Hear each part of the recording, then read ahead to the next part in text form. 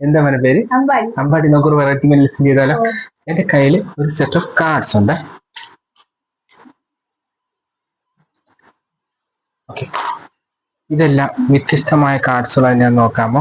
എല്ലാം different കാർഡ്സുകളാണ്. Okay, നമുക്കിത് ക്യാമറയിലും കൂടെ ഒന്ന് കാണിക്കാം. എല്ലാം ഡിഫറെന്റ് കാർഡ്സുകളാണ്. ഞാൻ എന്താ ചെയ്യാൻ പോകുന്നത് അറിയാം? ഞാനിങ്ങനെ ഓരോ കാർഡ്സുകളായിട്ട് സ്പ്ലിറ്റ് ചെയ്യും.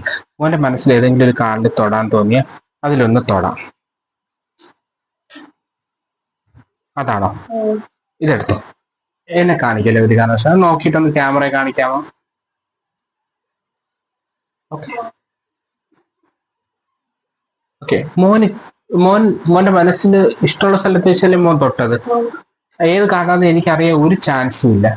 ഞാനത് മോന്റെ മൈൻഡ് റീഡ് ചെയ്ത് ഒന്ന് കണ്ടുപിടിക്കാൻ നോക്കട്ടെ. അല്ല, കളർ ഒന്ന് വിചാരിക്കാമോ? സിമ്പിൾ ഒന്ന് വിചാരിക്കാമോ? നമ്പർ ഒന്ന് വിചാരിക്കാമോ? റെഡ് കളറാണെങ്കിൽ എസ് എന്ന് പറയാം. ഹാർട്ട് സിമ്പിൾ ഉണ്ടോ? ഓക്കെ, 1 2 3 4 5 6 7 8 9 10. ഓക്കെ, നമ്പർ കാർഡ് തന്നെയാണ്. 5 എന്ന് പറഞ്ഞ നമ്പറാണോ? ഓക്കെ, പക്ഷെ ഇത് ഇവിടെ വെച്ച് തീർന്നിട്ടില്ല. മോൻ ഈ കാർഡ് തന്നെ എടുക്കുക. എനിക്കിത് നേരത്തെ അറിയാമായിരുന്നു പറഞ്ഞ് വിശ്വസിക്കാൻ പറ്റും.